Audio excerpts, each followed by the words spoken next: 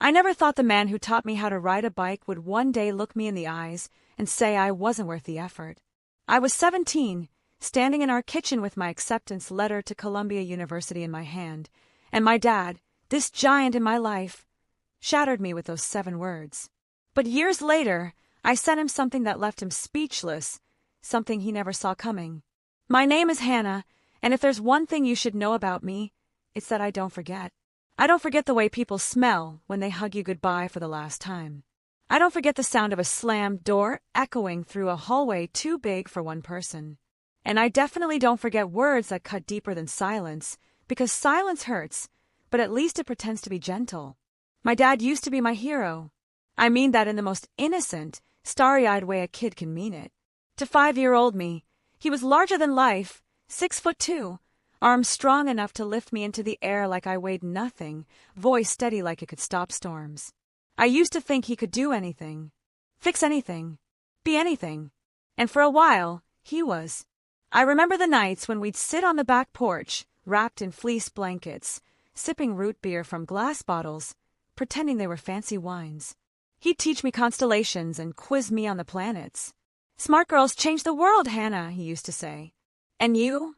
You're the smartest girl I know." That version of my dad had laugh lines, not worry lines. That version of him whistled while he made pancakes on Saturday mornings and shouted trivia questions from the kitchen just to see if I was paying attention. But that version didn't survive the divorce. When my mom left, she didn't slam the door. That would have been too obvious. No, she slipped away like steam from a kettle. Quiet, slow, inevitable. One day her perfume lingered in the bathroom after she got ready for work. The next day it didn't. And Dad, he didn't cry. Not that I saw, anyway. He just kind of shrunk. Not physically, but emotionally. Like someone slowly dimming the brightness on a screen until all the color's gone and you're left with a dull, flickering gray. It wasn't sudden. At first, he just stopped smiling as much. Then he stopped cooking. Then one day, he didn't come to my school concert. I waited backstage after the show, still in my itchy velvet dress, clutching the program like it meant something. Everyone else had someone. I had a voicemail. "Sorry, work ran late." I wanted to believe him. I really did. But kids feel these things, even if they can't explain them yet. I started to feel like I was an extra chore. Not a joy. Not a daughter. Just another thing he didn't have the energy for. His words changed, too. They got colder, sharper. And when he wasn't saying something harsh, he wasn't saying anything at all. It's strange how a house can feel so loud when it's silent. The kind of silence that hums behind your ears and makes you think you're going crazy. I'd walk into the kitchen, where he sat glued to the TV, and I'd say, "Hey, do you want tea?" Or, "I got an A on my science project." And he'd grunt. Or worse, nod. You start to question yourself after a while. Wonder if maybe you're being dramatic. Maybe he's just tired. Maybe you're asking for too much. But deep down, I knew. I knew something in him had broken. Something important. One afternoon, I found a box in the garage. Inside were pictures from when I was a toddler. Him holding me, laughing, tossing me in the air at the beach, both of us beaming like the world was perfect. I stared at one for a long time. It was bent at the corner, but you could still see his eyes. They looked alive. That man felt like a stranger. That night, I tried to bring it up. I stood in the hallway while he was microwaving a frozen dinner and said, "Do you ever miss the old days?" He didn't look at me, just peeled back the plastic film and muttered, "Old days are gone for a reason." I felt that sentence like a punch in the stomach. I went to my room and cried into my pillow like I used to when I scraped my knees as a kid. But this time, Band-Aids couldn't fix it. Over the next year, the distance between us stopped feeling temporary. It became the new normal. He stopped asking about my life. Never came to parent-teacher conferences. Didn't remember when I had exams. If I wanted to go to the dentist or the doctor, I had to book it myself. He started saying things that stung. Offhand comments that I carried for months. "You always need something. Why can't you be more like your cousin? You're so intense, Hannah, it's exhausting." Each one chipped away at me. And yet I still tried. That's the thing that hurts most when I think back on it. How much I tried. How many nights I stayed home just to be around, hoping he'd notice me. How I worked twice as hard at school to make him proud, even though he never said the words. Then came the college acceptance letter. Columbia University. Ivy League. A full ride. I remember the envelope arriving. Thick, cream-colored, with my name printed in bold letters. I ran my fingers over it for 5 minutes before I even dared open it. When I saw the word congratulations, I screamed. I actually screamed. I was shaking with excitement. I felt like I'd finally done it. He'll be proud now, I told myself. He has to be. I waited until dinner. He was watching a rerun of some crime drama, drinking straight from a can of beer. I stood in front of the TV like a human roadblock and said, "Dad, I got in. I got into Columbia." He blinked, took a sip, didn't even pause the show. Then he said the 7 words that changed everything. "You're not worth the effort, Hannah." That was it. No congratulations. No sarcasm. Just flat, emotionless truth from his mouth to my heart. I felt my chest tighten, so hard I thought I was going to pass out. I didn't cry in front of him. I couldn't give him that. Instead, I walked to my room and shut the door slowly. Quietly. Like my mother did. I stared at the acceptance letter all night. Read it a dozen times. Held it to my chest like it might protect me. I remember whispering to it, like it was alive, "You believe in me, right?" That was the moment I realized something important. He had stopped loving me the way a parent should. Maybe he never learned how.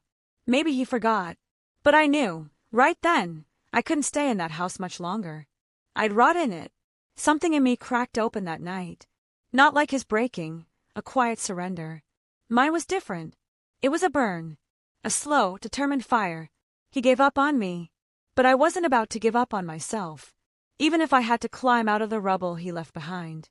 But I never gave up on myself, even when he did. After Mom walked out, Dad changed almost overnight. It wasn't a slow unraveling like you see in movies. There was no gentle fade, no trying to hold it together phase. It was like one day he was still trying, waking up early to make coffee, remembering I liked cinnamon toast, and the next he just stopped. The morning after she left, he didn't say anything. No explanation. "No, we'll get through this." I came downstairs to find an empty breakfast table, cold coffee in the pot, and the TV on at full volume. He was sitting in his recliner, still in yesterday's clothes, staring straight ahead like the news anchors were reading off his last rites. I stood there for a while, waiting for him to look at me, acknowledge me, but he didn't. Not even a glance. At first, I thought maybe he was in shock. I tried to give him space. I tiptoed around the house like I was trespassing in my own home. I'd leave notes on the fridge, dinner in the microwave, or good luck with work. But they always ended up in the trash. I know because I started checking. Every night. Quietly. Like some desperate archaeologist digging for signs of affection. And when he did talk, it wasn't normal. It wasn't loving. It was clipped, cold, and always came with a sting. The first time he commented on my grades after Mom left, I had just gotten back my chemistry midterm in '94. I was proud of it. It had been a brutal test. I left it on the kitchen counter, under his coffee mug like a breadcrumb trail. "Look at me, Dad. Notice me." That night, he walked past me in the hallway. Didn't even stop. Just muttered. Could have been an A+, like he was talking about the weather. I stood there, holding my backpack, blinking back tears that weren't even fully formed yet. Because it wasn't just what he said. It was how he said it. Flat, dismissive, like I was a disappointment for not exceeding perfection. Every birthday became another chance to feel small. When I turned 15, I baked my own cake. I didn't even want a party. I just wanted him to say happy birthday with something resembling warmth. He glanced at the cake like it was a mess I'd made and said, "You're too old for gifts now, Hannah." The way he said my name made it sound like a burden. I tried rationalizing it. I told myself maybe this was how men grieve. Maybe it hurt him too much to look at me and see Mom's features in my face. Maybe he was drowning in his own sadness, and I was just the nearest life preserver he was too numb to reach for. I wanted to believe that, because the alternative, that he just didn't care anymore, hurt too much to sit with. But by the time I turned 17, the truth was undeniable. He had stopped trying. And what hurt the most, he'd stopped trying with me, his own daughter. I was living in the same house as him, eating meals beside him, breathing the same air, and I might as well have been invisible. A ghost in sneakers. Still, I kept pushing forward. I focused everything I had into school, into escaping. My textbooks became my comfort. My notebooks were filled not just with equations and essays, but plans, dreams, maps out of that house. And somehow, against everything, despite the silence, the snide comments, the complete absence of support, I got in. Columbia University. The envelope was thick, heavier than I expected, cream-colored with gold-embossed lettering. My hands trembled when I opened it. I remember the exact moment I saw the word congratulations. My breath caught. I had to reread it twice before the joy sank in. My eyes welled up, not just from happiness, but from relief. Like maybe, finally, this would be the moment that changed things. Maybe now he'd see me again. I rehearsed what I'd say to him. I practiced in the mirror, brushing my hair back and holding the letter like a trophy. I didn't expect tears or confetti, but I imagined he'd at least give me one of those small, proud smiles he used to wear before everything cracked. That evening, I walked into the living room, the letter clutched in my hand. He was watching something mindless, some rerun cop show. The blue glow of the TV painted his face in flickering shadows. I stood there, heart pounding, the words teetering on the edge of my tongue. I got in, I said softly. Then louder, with more courage. Dad, I'd got into Columbia. Full scholarship. He barely glanced at me. He reached for his beer, took a slow sip, and without even blinking said, "You're not worth the effort, Hannah. You'll drop out like your mother did." That moment, I think part of me died. No, not died, hardened. I didn't cry. Not then. Not in front of him. My face flushed, but I kept it neutral. I nodded once, then turned and walked away as quietly as I could. In my room, I sat on the edge of my bed, letter still in hand. The words blurred. My fingers dug into the envelope until they left creases. I stared at my reflection in the dark window and whispered to myself, "You're not her. You're not going to drop out. You're going to leave, and you're never coming back the same." The next 3 years were a blur of exhaustion and ambition. I moved to New York with a duffel bag, a borrowed laptop, and $287 in my bank account. Dad didn't help me move. He didn't even say goodbye. I took on 2 jobs, waitressing in the morning, tutoring in the evenings. On weekends, I sold old clothes online and walked dogs in Central Park just to make rent. I lived on cup noodles, textbooks, and a lot of sleepless nights. Some days I wanted to give up, but every time I came close to breaking, I'd hear his voice in my head like a whip. "You're not worth the effort." And I'd push harder. Because now, it wasn't about proving anything to him. It was about proving something to me. That I was strong, capable, that I was worthy, even if he never saw it. By my final year, I had a 3.9 GPA, a research grant, and an offer to join a nonprofit literacy program that would change the lives of kids who'd grown up like me, overlooked, underestimated, unloved. Then, out of nowhere, I got a call. It was my Aunt Lydia, Dad's older sister. We hadn't spoken in years. I picked up, expecting awkward small talk, maybe news about some distant family funeral. But her voice was gentle. Too gentle. "Hannah, it's your dad. He's not well." My heart didn't sink. It didn't even twitch. I just went numb. "He's not dying," she added quickly, like she didn't want to alarm me. "But it's serious. He's been in and out of the hospital. He's weaker. Tired. He asked about you." I blinked, confused. "He what?" "He asked how you're doing. He said he regrets a lot." That word, regrets, made me laugh. Actually laugh. A short, bitter chuckle that surprised even me. I didn't mean to sound cruel, but I couldn't help it. "He regrets things now," I said. "That's convenient." There was a pause. She didn't push me. Just said, "He's not the same, Hannah. He's softer." But I wasn't. I hung up the phone and sat alone for a long time. My apartment was quiet except for the buzz of the radiator. I stared at my laptop, at the article I'd been editing, an op-ed about education inequality. The headlines stared back at me like a challenge. And that's when the idea came to me. Not out of spite, not out of revenge, but out of clarity. I was going to show him. Not by yelling, not by begging, not even by forgiving, but by becoming something so undeniable that he'd have no choice but to see it. To see me. To see exactly what he threw away. I knew I couldn't face him. Even after everything. Even after the late nights spent crying into a pillow in a city hundreds of miles from him, after the years of silence and the bruises his words left, not on my body but on my identity, I still felt like if I stood in front of him I might crumble. Or worse, I might forgive him too easily. So instead of visiting him when I heard he'd been asking about me, I mailed him something. It was small, simple, deliberately unassuming. A black envelope, sleek, matte, heavy in a way that felt symbolic. I picked it out at a boutique stationery shop in Soho, one of those places that smells like old ink and leather-bound journals. The kind of place where everything feels intentional. I remember holding that envelope in my hands as I walked out of the shop and back onto the crowded sidewalk. It felt warm in my grip, despite the early winter chill in the air.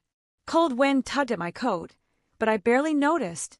All I could think about was what I was putting inside and what it might do to him. Inside the envelope was the article, a glossy, full-color feature from the New York Times, a piece that had started as a local spotlight but ended up syndicated nationally. The headline read, "From Rejected to Rising Star, Columbia grad launches literacy initiative for foster kids." There I was, right in the center of the page, smiling, standing tall in the middle of a classroom I helped build from nothing. The room had bright murals on the walls, handmade bookshelves, and tiny desks filled with secondhand supplies we'd managed to collect through donations. Behind me, a group of elementary school kids grinned up at the camera, holding books that once belonged to me. When the article came out, people I hadn't spoken to in years reached out. Former teachers, classmates, even an old manager from the cafe I used to work at sent me a message that said, "Proud doesn't even begin to cover it." But not my dad. Not a word. Not even a glance on social media. And I checked. God help me, I checked. So now, I was mailing it directly to him. And with it, a yellow sticky note. Not handwritten in messy, emotional scrawl, but perfectly neat, printed in black ink. It said, "Still not worth the effort?" 5 words. Clean. Unapologetic. The exact same number of words he'd thrown at me when I was 17. The difference was, this time, I got the last word. I slid the sticky note onto the bottom corner of the page, just beneath my smile. Then I sealed the envelope slowly, pressing it shut like it was a wound that finally needed stitching. As I dropped it into the mailbox, one of those heavy old blue ones, bolted to the sidewalk near my apartment, I didn't feel triumphant. I felt hollow. Not numb exactly, but not vindicated either. I guess I was hoping the envelope would carry some of my hurt with it. That maybe, once it left my hands, I could breathe a little easier. But all it did was leave me with silence. Again. For a week, there was nothing. No text. No email. No cryptic reaction on Facebook. Just blankness. It made me wonder if he even opened it. Maybe he threw it away without looking, mistaking it for a marketing flyer or some credit card scam. Maybe the mailman bent it, and the envelope looked too artsy to take seriously. Maybe he just didn't care. That Friday I came home late. I'd been leading a weekend workshop for teenage girls in the Bronx, teaching resume writing, public speaking, how to make eye contact and take up space in rooms that were never designed for them. It was the kind of work that drained every ounce of my energy, but filled something deeper than rest ever could. I kicked off my boots and collapsed onto my futon, the city's glow spilling in through my window in orange streaks. I let my eyes close for a moment, letting the quiet sink in. Then I checked my phone out of habit. 1 voicemail. Blocked number. My stomach twisted. My heart kicked once hard. I stared at the notification for a full minute, thumb hovering. Then I tapped play. The first thing I noticed was the hesitation. The silence before he spoke. Then his voice. "Hannah!" It came out raspy and sure. My name like a confession. He cleared his throat. Paused. I saw it. A tremble. Not just in his voice, but in the space between his words, like each one was being pulled out of him, unwilling. "You're amazing." Another pause. I was wrong. About everything. And then, nothing. Just the low background static of a room I'd never been invited into. A faint, distant sound I couldn't quite place. Maybe a clock ticking, maybe his breath hitching. I waited for more. An apology. A plea. A question. But the voicemail ended. Just like that. Not with anger. Not with blame. But with emptiness. A man who had always known how to dominate a room suddenly had nothing left to say. And that was what undid me. Not the apology, if you could call it that. Not even the "you're amazing." But the silence that followed. The space where his voice used to be. The loud, dismissive, cutting presence that had haunted my memories for years. Was just gone. For the first time in my life, my father didn't try to defend himself. Didn't make excuses. Didn't diminish me or shrink my success into something small and tolerable. He just stopped talking. And in that quiet, that awful, deafening quiet, I heard everything he couldn't say. It came exactly 7 days after his voicemail. Another envelope. This one was different. No printed address label, no cold, impersonal typeface. Just my name in blocky, uneven handwriting. A little shaky, a little crooked, like he hadn't written anything by hand in years, or like he wasn't sure how to write to me. The envelope was plain white, sealed with what looked like cheap Scotch tape. No return address. No flourish. Just the unmistakable weight of something raw. Human. Unedited. When I saw it in my mailbox, I stood frozen for a moment. I could hear the muffled sounds of the city behind me, someone shouting for a cab, a dog barking down the street, the constant hum of traffic on Amsterdam Avenue, but it all blurred into white noise. My fingers hovered over the envelope like it might burn me. Part of me didn't want to open it. I'd already survived so much silence from him. What if this letter just reopened the wound? But curiosity has a cruel gravity, and pain sometimes wears the face of closure. So I took it upstairs. I sat at the small kitchen table in my apartment, a cheap IKEA thing that wobbled when I leaned on it. My laptop was open beside me, a forgotten cup of tea growing cold next to a legal pad filled with to-do lists. The apartment was quiet except for the faint whir of the heater kicking in and the soft tick of the analog clock above the sink. I turned the envelope over in my hands. I noticed a smudge near the stamp, maybe a fingerprint. His. That made my stomach twist. I opened it carefully, slower than I expected. My hands trembled just a little. Inside was a single sheet of lined paper, torn from a yellow legal pad, the kind he used to keep stacked on the kitchen counter when I was a kid. His handwriting, rough, all caps, the way he always wrote grocery lists and notes to the school nurse, filled the page. There were no "Dear Hannah" or "Sincerely" Dad formalities. It started mid-thought, mid-regret. I don't know how to start this. The first line hit me like a brick, because I didn't know how to read it either. I didn't know if I was supposed to brace myself or soften. I kept reading. He wrote about Mom, about how, when she left, something in him cracked open. How he spent the first 6 months pretending it hadn't happened, convincing himself it was just a phase, that she'd come back, that they'd fix things. But when it became clear she wasn't coming home, he turned inward, got bitter, defensive, and then he said it, the thing I'd felt but never heard from him. You looked too much like her, talked like her, dreamed like her. I couldn't stand the reminder, so I made it your fault. I stopped reading there for a while, just stared at the page while a slow, hot tear slid down the side of my face. It didn't even surprise me. It felt like something had been waiting to leak out, and now that it had permission, it wouldn't stop. I wiped it away, took a deep breath, and kept reading. He said he thought that if he pushed me away first, it would hurt less when I eventually left, just like she had.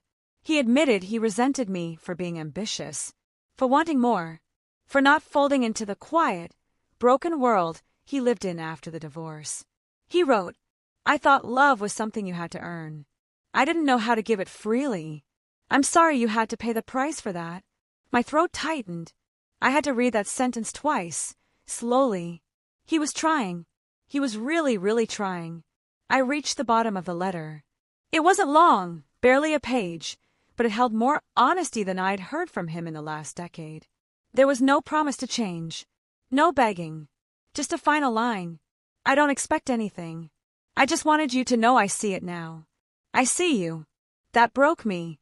I read the letter 4 times that night. The first time to absorb it, the second to believe it, the third and fourth because I didn't know what else to do. I cried. Twice. The first time, the tears came softly. A trickle, like grief gently washing something away. The second time, it was messier. Got deep. The kind of cry that takes your breath away in uneven gasps and makes your shoulders shake without permission. And then, I just sat there, staring at the letter, folded neatly on the table like it might start speaking on its own. Like it might offer me the answers I didn't have. Because after everything, after years of aching for some kind of recognition, some thread of accountability, I didn't know what to feel. Part of me wanted to forgive him, to rush to my phone, call him, and say, "Thank you. You have no idea what that meant." Another part of me was furious. Where was this letter when I was 15 and eating birthday cake alone? Where was this reflection when I sobbed myself to sleep after hearing, "You're not worth the effort"? Where was the self-awareness when I was barely scraping by in college, too proud to ask for help and too broken to admit I wanted it? It felt unfair that he got to unload this truth now, when I had already built a life without him. I questioned myself for hours. Was I ready to forgive? Would forgiving him erase the strength it took to survive without him? And worse, was this letter just another chapter in the story of someone who couldn't love me the right way? Would this apology be a turning point, or a temporary moment of clarity before the silence returned? I didn't know, and I hated that I didn't know. Forgiveness is strange like that. It doesn't always come like a sunrise. Sometimes it creeps in through the cracks, unsure if it's even welcome. That night, I left the letter on the table. I didn't tuck it away in a drawer or throw it out. I didn't text him. I didn't write back. I just let it exist. And I gave myself permission to not know what to do next. He had years to figure out how to be a father. I figured I deserved at least a few weeks to decide how to be a daughter again. Eventually, I called him. It took me 3 weeks. 3 weeks of staring at the letter. 3 weeks of folding it and unfolding it, of carrying it around in my tote bag like a question I didn't know how to answer.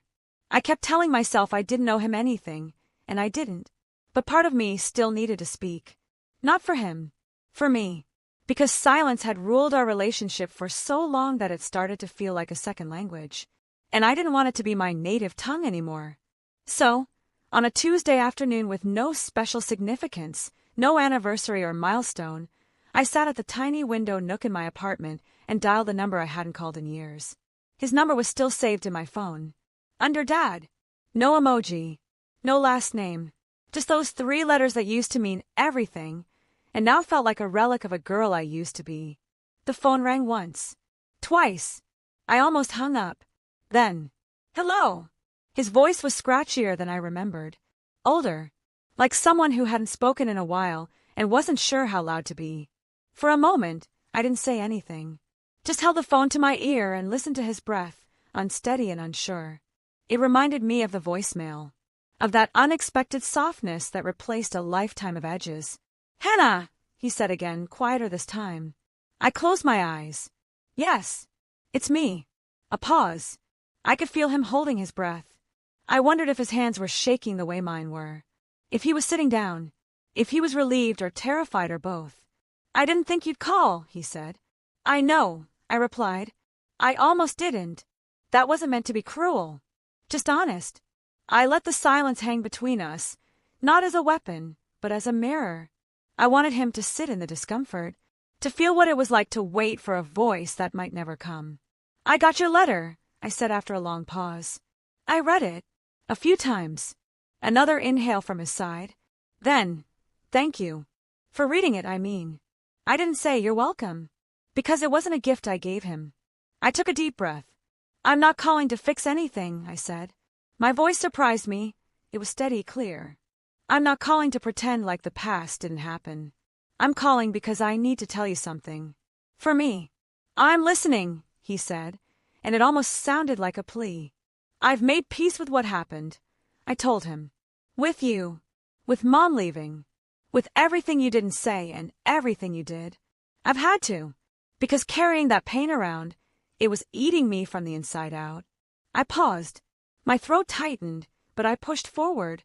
"But I need you to understand something. I'm not coming back to be your daughter again. Not like before." I heard him exhale. Not sharply. Not like I'd slapped him. More like someone letting go of something they'd held too tightly for too long. "I'm coming back as a woman you underestimated," I said. A woman you gave up on, who rose anyway. Without you. In spite of you. He didn't interrupt. And for the first time, I think he understood that this wasn't a punishment, it was clarity. A reckoning. Not for what he did, but for who I became because of it. There was a long pause before he spoke again. I didn't know how to love you right, he said finally. I see that now. I let the words settle. Maybe 10 years ago I would have clung to them. Maybe I would have cried and begged him to say more. But now I didn't need more. Because I'd already given myself everything he never did. We talked for a little while longer. Small things. Careful things. The weather. How work was going. I told him about a reading circle I'd started for foster kids in Harlem, how one of the girls, 8 years old, had read her first full book cover to cover and cried because she was proud. I'm proud of you too, he said. I almost believed him. But I didn't say it back.